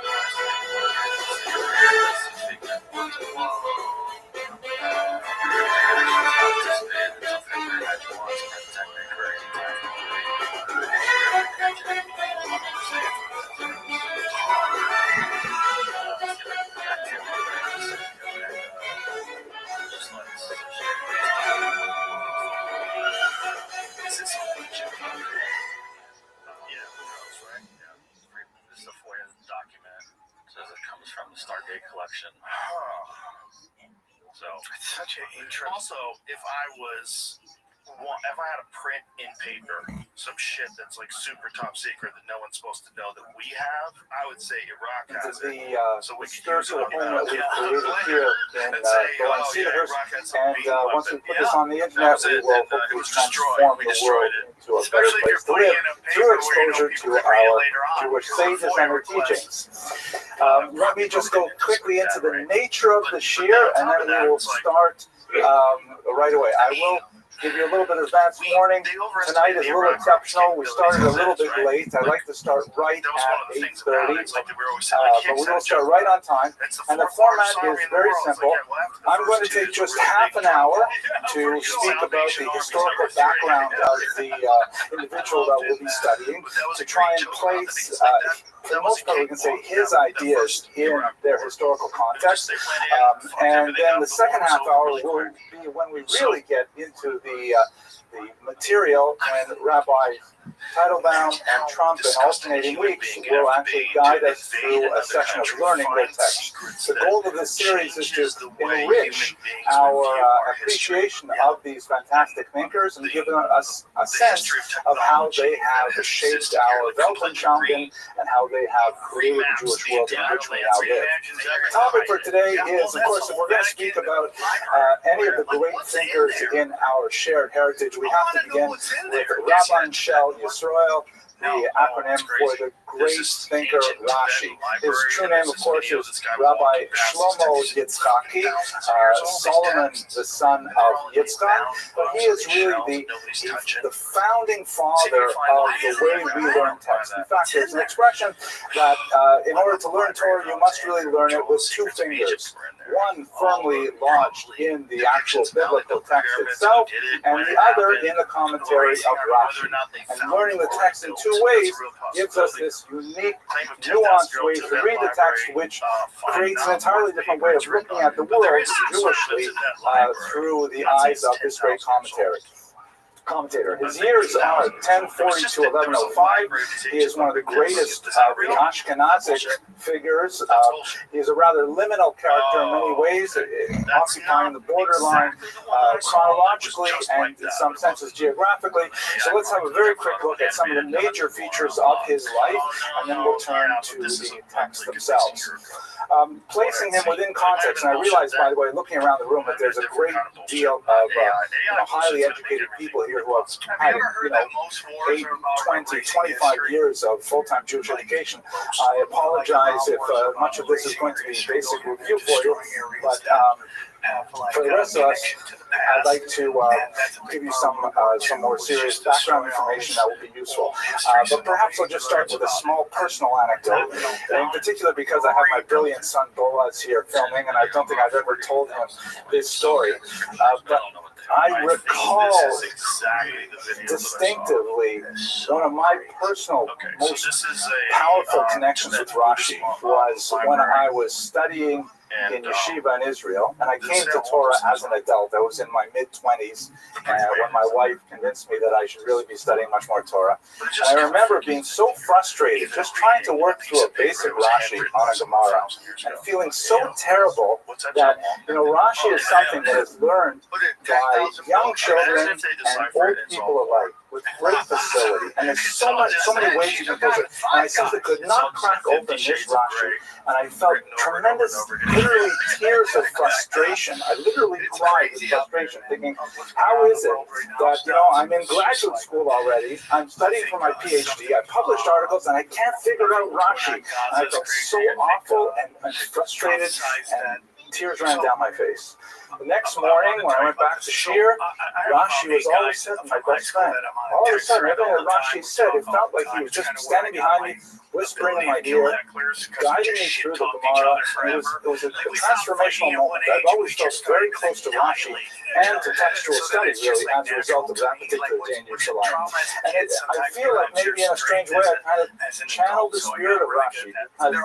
That's really his goal as a teacher, is to give us access to the material, hold our hand, walk us through the text to a degree which Art Scroll only, in a pale manner tries to indicate. Anyway, here we go. Let's go back to the timing. So the periodization, we have, these are groups of scholars by Jewish Historiographic Convention. The Tanaim refer to scholars who were associated with the compilation of the Mishnah, basically to the early 3rd century of the Common Era. Then you have the Amoraim, who are associated with the Talmud, to the 6th century. A group of scholars known as the Geonim, primarily in Babylon, to the 9th century. And then you have the Rishonim, which is a very large group of scholars from the late 9th century to the 15th century. This is when Rashi, of course, lived. He's one of the early Rishonim, an extremely important one. And then afterwards, you have the Acharon in the 19th century. Everything after the 19th century is not really worth talking about, so we're not even going to mention it. Rashi is often associated with this script, the so-called Rashi script. It's a little bit of a misnomer. He wrote in the typical Ashkenazic script of the day. This is just a printing convention that is essentially like italics. Regular square or Assyrian script is what we're used to in most of our prayer books and other standard Hebrew textbooks. The Rashi script was just a little bit of a cursive and looked kind of pretty, and it helped in typographical conventions to place two different typefaces on the same page so you can distinguish between the main text and the commentary. For those of you who may be somewhat stymied by Rashi's script, it's really not that hard. It's almost identical to the regular script, except for a handful of letters, like the letter Aleph, which has kind of a flag on the top. The letter Shin is really quite different. The final Mem and a Samech are quite different, but otherwise it's really not so hard to learn. I'll tell you one also personal funny story. I wrote a small book on the Talmud that was published by Feldheim Publishers. I'm very proud of saying, by the way, I think I'm the only person ever to be published by both Harvard University Press and Feldheim Publishers. That's why I work for Tyrrell College. But the Feldheim, I went as a tremendous editor there. We went through 19 drafts before it went to print. We even had about a 3,000 word exchange on whether the word should be chuleh or chulah of a particular part, whether or not a particular chudah should be different. But there was one glaring mistake when I talked about reading Rashi's script in this book. I said all the letters are the same except for these underlined letters, and we forgot to put in the underline. And to this day, until I release this video on the internet, no one has found that mistake. I don't know what that means. I guess people are too afraid to learn Rashi's script. But anyway, there it is. It really isn't Rashi's script. It's just because the fact that Rashi is usually printed in that script that it has taken that name, but it has nothing to do with him personally. Now, I mentioned that he was one of the generation of scholars called Rishonim, literally the first ones. And the kind of intellectual work, the kind of scholarship that the Rishonim were engaged in were extremely important for really setting the grundlag, or the foundations for what would be done in later generations. The kind of things they did, many of them paid a special attention to textual integrity. Is the text that we have correct? Are there scribal errors? Are there variant manuscripts? Things like that. Rabbi Hanano is a great example. The grammarians, like Saruk and Ben Dunash, spent a lot of time trying to explain exactly what the Hebrew text meant on a grammatical level. And of course, that's quite significant because the Jews are no longer speaking Hebrew as a native language. It's always a secondary scholarly language, so you have to have grammarians to really understand what's going on. Many of them were involved in cataloging, especially cataloging the 613 commandments. The Smag is one of the most important, but we have several others, the Chinuch and others. Systemization, which basically refers to the taking of the entire corpus of Jewish thought and making sense of it, organizing it into chapter headings and separate books and so on. Maimonides is a classic example. And finally, in this context, resolution of apparent contradictions, which is the primary function, in my humble opinion, of Tosafot. We'll come back to who they are. Rashi's goal, however, as unique in many ways among the Rishonim, is he wants to provide access. He wants to simply say, this is a very hard, difficult text. It's arcane, it's convoluted, it's opaque. What do we do with it? He holds you by the hand, offers you small, pithy comments to try and give you a sense of what does the text actually mean. Little side-by-side notes that help you work through the text. And secondly, he's also very big into integration. And by that I'm referring to specifically the integration of the written Torah and the oral Torah. The written Torah, of course, being the 5 books of Moses, the oral Torah being a much larger corpus of Jewish thought that is encapsulated in the Mishnaic works, the Midrashic works, the Talmud, texts of the Kabbalah. He wants to try and bring them together. He chooses very carefully. He anthologizes with tremendous editorial skill, finding the right balance between how much is going to be enlightening and how much will be overwhelming. And he offers that to the reader on a very basic Hebrew level, such that we can appreciate the text and its tremendous nuances. That's really the genius of Rashi, is these two basic ideas, allowing access to the text and integrating the various bodies of thought that apply to that text. Where he lived, as I mentioned, he comes from Ashkenaz, which is an ancient Hebrew term that refers to the land from which Chinese food comes. No, I just made that up. I'm waiting for people to laugh. How's that joke going? Is this an audience or an oil painting? No. Okay.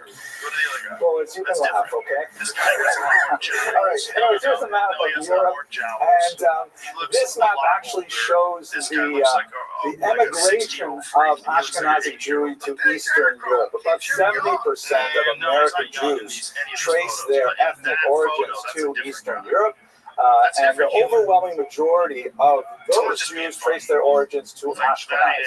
It's the term used primarily for the Rhineland in Germany, and for various reasons, which are not our discussion today, but there was anti-Semitism drove them towards the east, and economic opportunity was a vacuum that drew them towards the great cities of Ukraine and Poland and Lithuania. Lithuania being in the north here, of course, where Jews of unusual intelligence, fashion sense, and humor come from.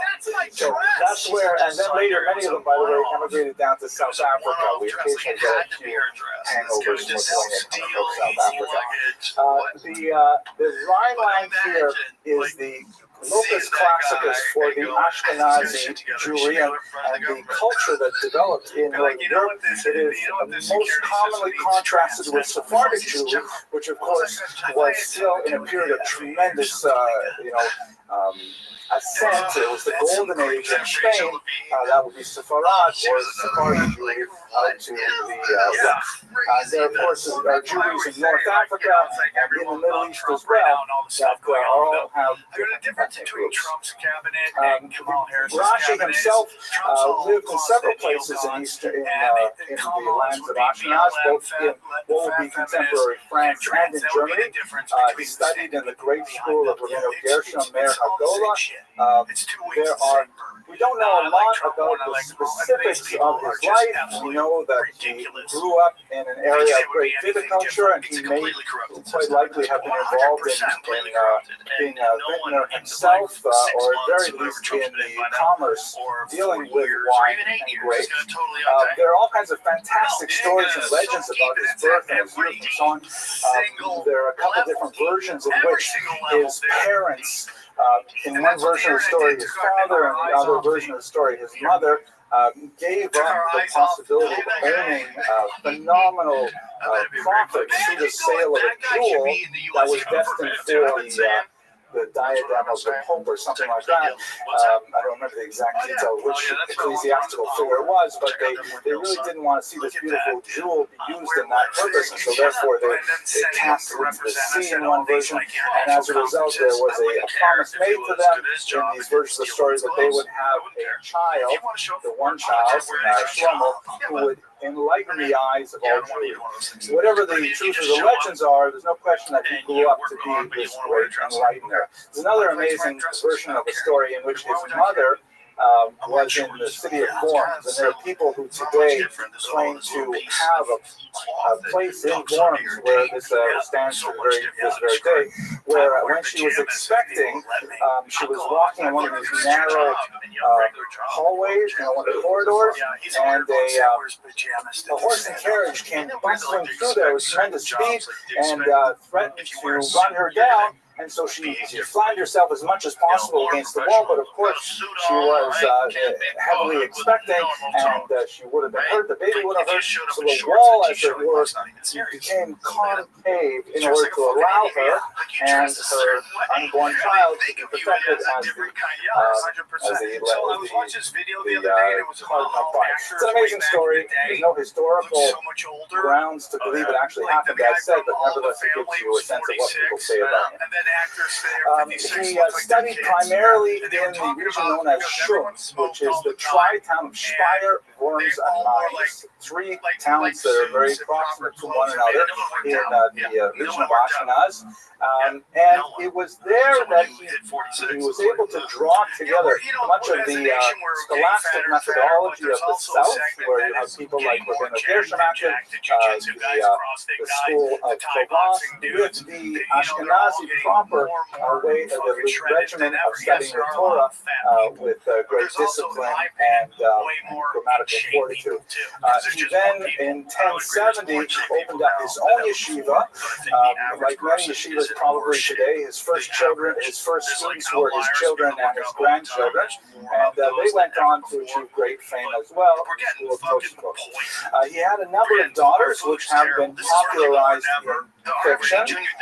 Very little historical data to support the specifics of the biographical depictions, although the author, Maggie Anton, did do a tremendous amount of historical research and attempted through a multiple-volume series to provide a picture of the life of Jewish women in 11th century Germany with great success in many areas. There is a widespread fallacy that his daughters wore tefillin. We don't have any evidence of that whatsoever, but we do have some interesting passages in the writings of one of his illustrious grandchildren, Rabbi Rothschild, that he knew of women who did wear tefillin, and in fact they said the blessings when they put on the tefillin.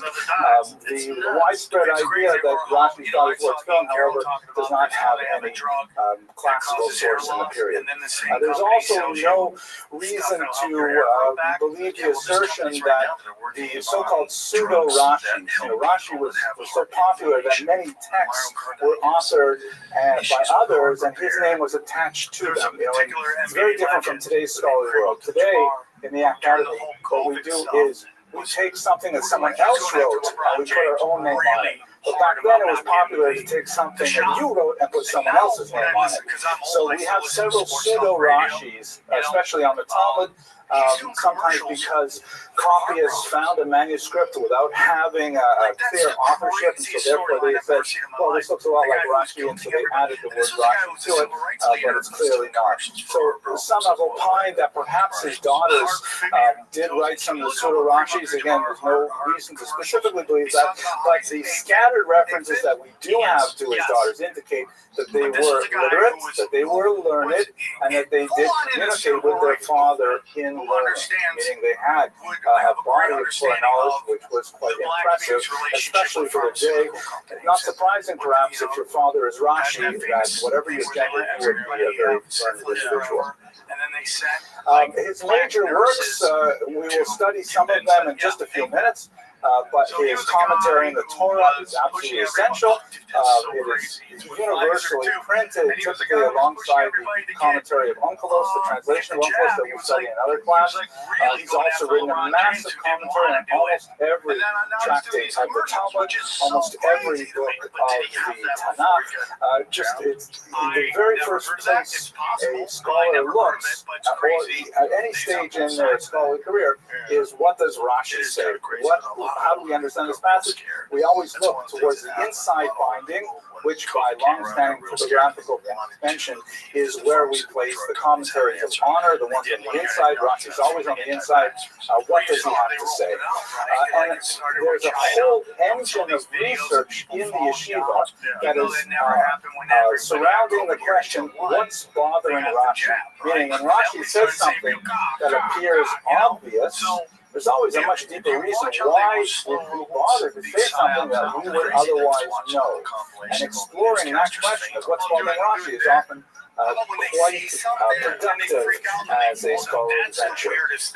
Now, at the end of his life, most of his life was lived with relative tranquility, which is not something that could be easily said about the Jews in Europe.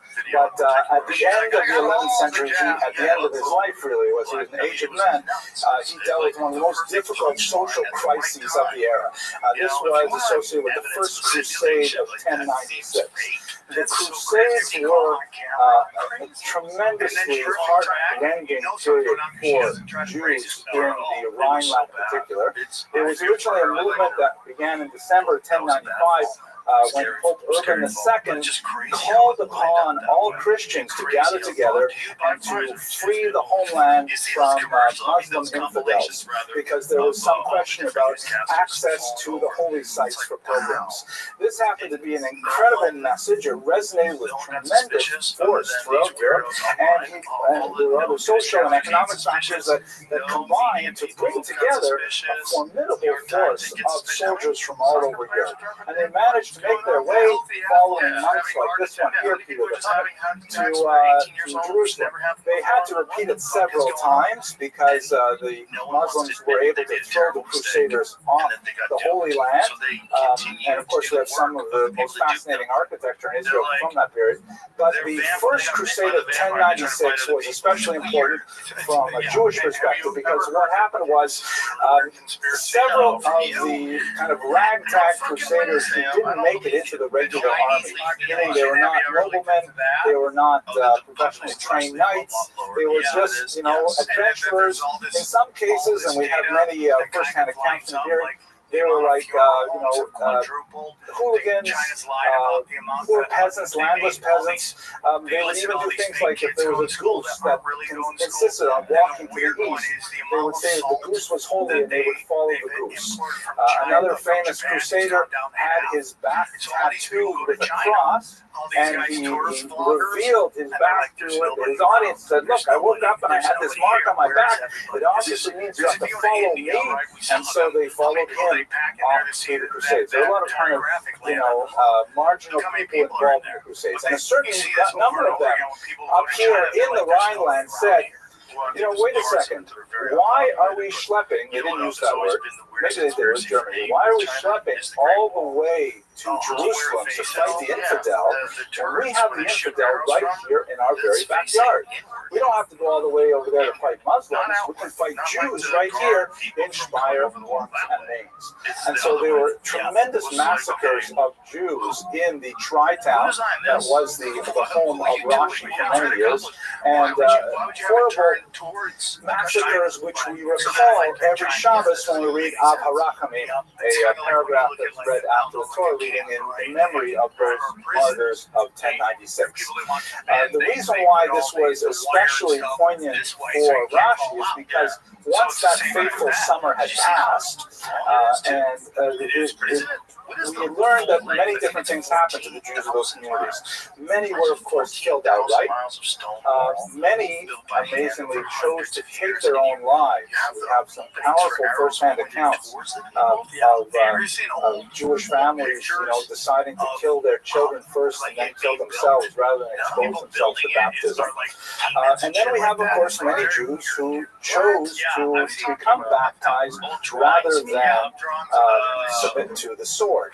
And then after the Crusades had passed, and especially because these were not legitimate Crusaders, so to speak, these were not like authorized Crusaders, then they found that the storm had passed and they could return to their Jewish lives. And the question was, could they return to their Jewish lives? You have to recall that this was not a period of religious fluidity when people could simply become a Zen Buddhist and then become a Muslim and then become a Christian at will.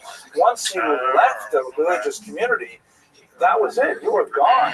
And so you had all these Jews who felt terrible about their choices, and they appealed to the greatest authority of the age for guidance on what they could do. Rashi, of course, was the greatest authority of the period, and he wrote in his Teshuvot, which were extremely influential, that in fact they should be completely reaccepted as Jews.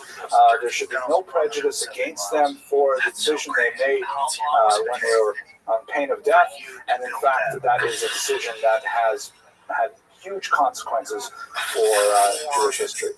So when we reflect on the life of Rashi as a whole, we should recall that this is someone who lived a millennium ago. And how often is it that we have a figure that lived 1,000 years ago that is so influential that he still plays a very vibrant life, a part in our intellectual lives even today? When children in first grade are learning Rashi, when scholars at the highest levels of yeshivas are studying Rashi with the same level of enthusiasm and fervor, we get a glimpse of the tremendous power of this figure. So at this point, I've finished the historical part of the presentation. I'd like to hand the microphone over to Rabbi Teitelbaum to please give us some insight into the actual texts that Rashi authored. Thank you, Dr. Abrams. That was really marvelous. We're going to look at a couple of the comments of Rashi on the Chumash, but before we do that, we're going to just think for a moment about what the Talmud reads. Sons, whether or not that happens to the human race. Yeah. Because once it happens, without you're our not putting scroll, that cork back on the bottle. It's out. and without it's going to Rashi. give an advantage to people. People So in our everyone's gonna time wanna have do said, it. You don't want to be a regular what being. a fantastic job Art Scroll has done, and they truly Your have. PIN number from your Making mind. it possible Doing that, for doing that with literally babies all now. of us They can test to open IQs already. They're doing genetic tests. the Talmud, to Really read rich people want super folios, smart kids. So they're making sure the that Seftos, to the be makes IQ human, baby and at a super high level. it's glorious, absolutely glorious. They altered the baby's One needs to genes make understand them smarter. that is We're gonna have what Rashi genetically did, modified human beings for sure. but So now I cannot even say how many fold, how many times over. You know, fill in the blank. The Talmud was a seal. Whatever you're into. Too much tits in the ass up here. It's gonna be amazing. It's gonna be It was such a good time. There's impenetrable. gonna be no sixes. Yeah. It was It's just gonna be inaccessible to the initially it'll be common man. adopted by the rich.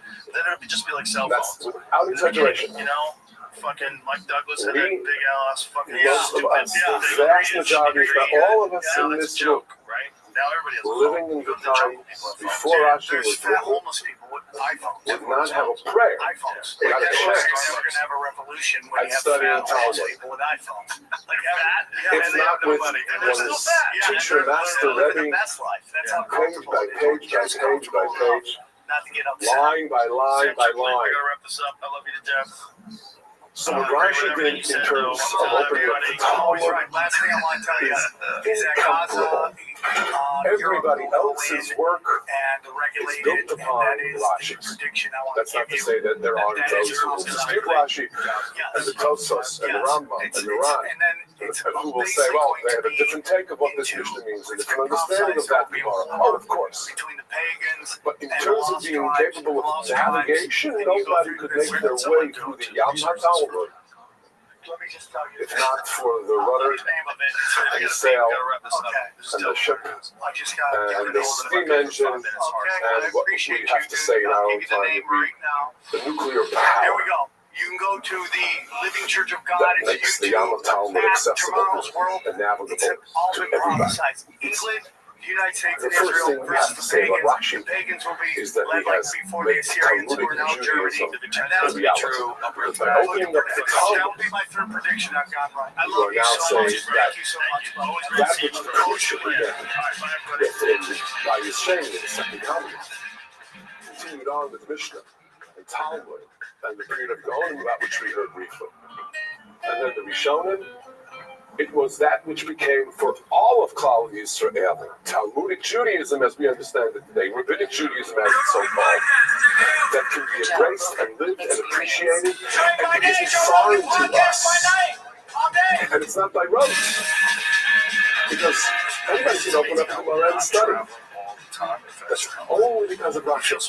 Yeah. So that Rashi is therefore perhaps singularly responsible for the success where like of Rabbinic Judaism. the altercations are fairly regular. And as we like at leave our airports, focus you see from the brawls Talmud, at let's just airports note all that the in the time. case of the Talmud, in the case of the Gemara, Rashi's work principally was to, as Dr. Abrahamson so beautifully said, take the study hand, line by line by line, and say, well, this is what this means, and this is what the question is, and this is what the answer is. No more commercial flying.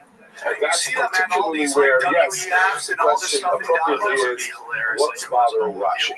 People have authored books by that title, what's bothering Rashi? Because there we want to know what would have been another alternative interpretation. Where today we have a new phrase, alternative facts. But a lot of that happened because we all have these alternative interpretations. are almost hitting And so when commercial. we ask, well, what's bothering Rashi? Part of what we're saying is, what is that which Rashi says is not the understanding? Such that he guides us to what he says is the understanding. So there, yes, Rashi is taking us by the hand, and it's appropriate to ask what's bothering Rashi.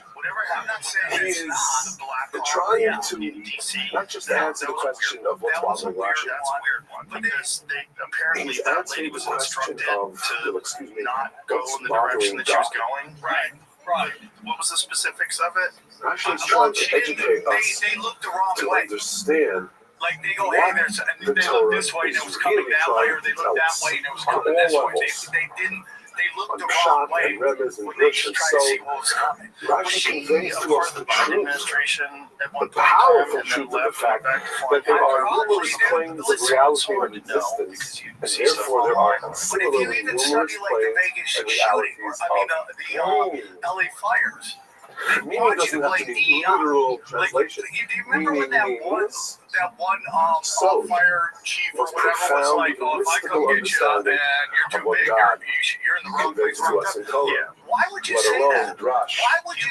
let alone It's Pshat. hubris. Pardes, as they are called. Listen, you got A an all beautiful lesbian wide crew, paradise You got a woman that is the who's reality the of what first Hashem head of the did fire when He department, gave us Torah. woman, He and gave slays us a like woman, and paradise. they're all He gave us an entire orchard, and He said, this is all for us to live with and to live by. So they're wrapped up in that cookie ideology. Rashi so beautifully, therefore, is not just all about what's bothering Rashi. What is the meaning of this word? How do you understand this pasuk? Rashi's telling us what is the message of this pasuk. The guys that I Why knew did Akash Baruch Hu say it this way? To us. Guys that I've known, one of my What's buddies its is meaning and firefighters, relevance Brazilian to Jiu-Jitsu us? black belt. Specifically, to go back in time to Parshas Bereshis and Chumash Bereshis to a couple of citations and trust.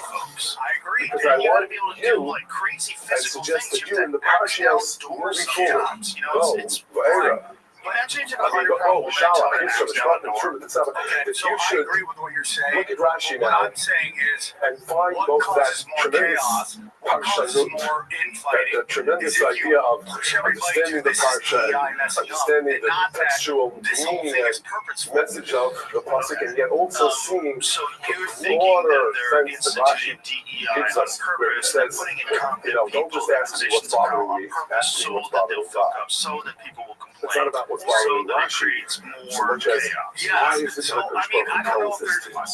What's the bigger the message? narrative needs to Let's take a look at a couple of Rashis. the Bolsheviks. Please turn to the first Rashi in English. Well, I don't know if they're We'll do lizard. this Well, one they quickly probably are because this is lizard so obvious and so people. well known. I mean, when Karen Bass, here's the crazy thing about LA.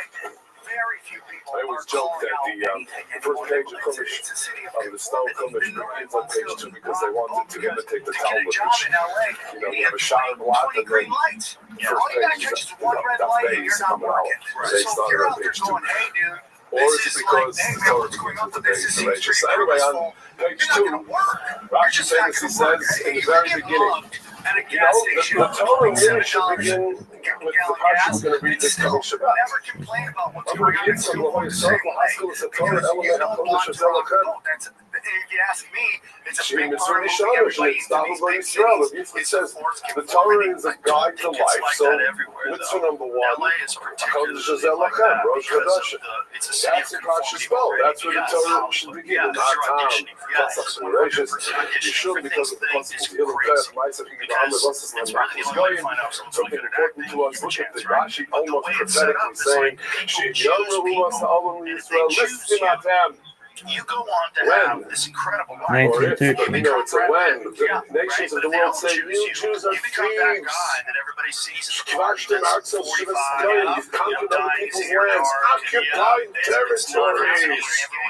I learned in Lehem.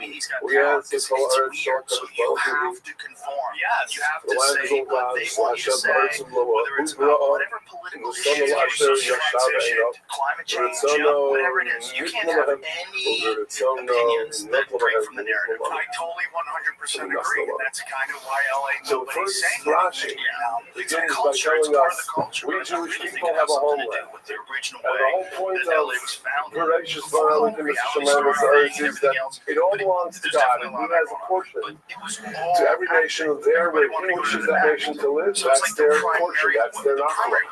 Ours is that little piece of land along the Mediterranean.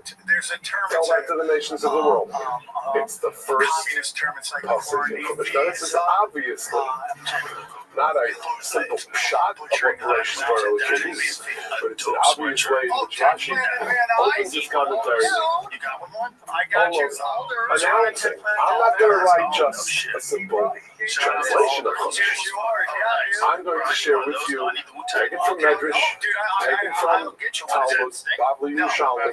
I'm going to share with you the point, the bigger point that the Baruch is trying to make throughout the Torah. Let's take as another example. Please turn to pages 94. Just briefly, as we go through the book of Bereshit, with a few examples. Page 94. Prayer, so important. Prayer is important, but so is prayer not just selfishly for itself, but prayer generally. And no prayer goes unanswered. There's a famous Rashi in Shiva, we'll talk about it some other time, that says as much. I love jujitsu. Sometimes your prayer is just a general prayer or a prayer for someone else, but if you yourself could benefit from that for which you're praying, perhaps you will. Famous Rashi. Again, Rashi is conveying to us what tefillah is and what selfless tefillah is all about. It's just the wheels are a Pasuk little off. Yudches, the end of Simon Chav, Pasuk Yudches. Ki atzar Hashem ba'ad kol lechem lebeis Avimelech. Al tvar Sarah ishes Avraham. Because of what Avimelech attempted to do to Sarah, everyone was barren. All of the women in Avimelech's family, they were all incapable of having children. All became infertile. Hashem pakad es Sarah ka'asher amar. 2 knee surgeries because of jujitsu. You have to make sure, and I have a bunch of packages, you have to make sure that it's not like a repair or something like that, where you're continuing to tear it and make it worse. Because you can get that fixed. It's all because of should be way better off. Abraham's prayer. MMA fighters do it all the time. Like Sean, before his fight with Morag, he tore his labrum for the first fight. And he was going to get a surgery, but he realized he couldn't. He was going to let him be, and his family, and his wives, and all of them. Let's allow them to once again and then he finally got have their children and have family life. Like Spalo Avraham Elikim, Vayer Pelikim, that's Avimelech, that's Ishto, Spal Hosan. You just don't want to ruin it. That same prayer of Avraham Avinu which I know a gang of also is answered when the pasuk says, "Vashem pakad es Sarah ka'asher amar." Says Rashi, "Samach parsha zuvakan." I brought the kids back to the home. The fact that the Torah, just after mentioning that Avimelech's family was again able to have children, the Torah says Sarah's son Yitzchak was born. Why? The juxtaposition? Well, the Metzcha, Shekal HaMavakish Rachamim Al Chadreiro.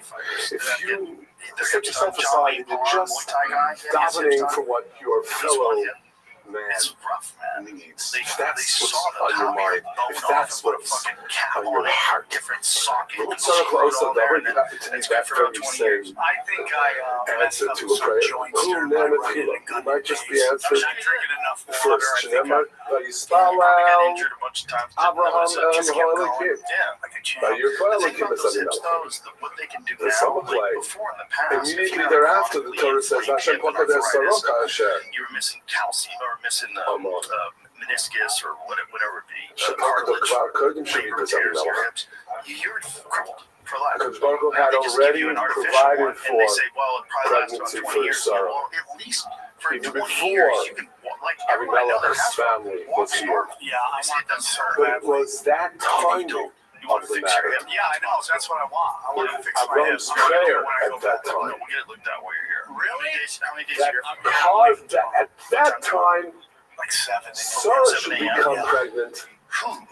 Yes, it was promised, but at that time she became pregnant. Because that's when Abraham became pregnant. For Avimelech.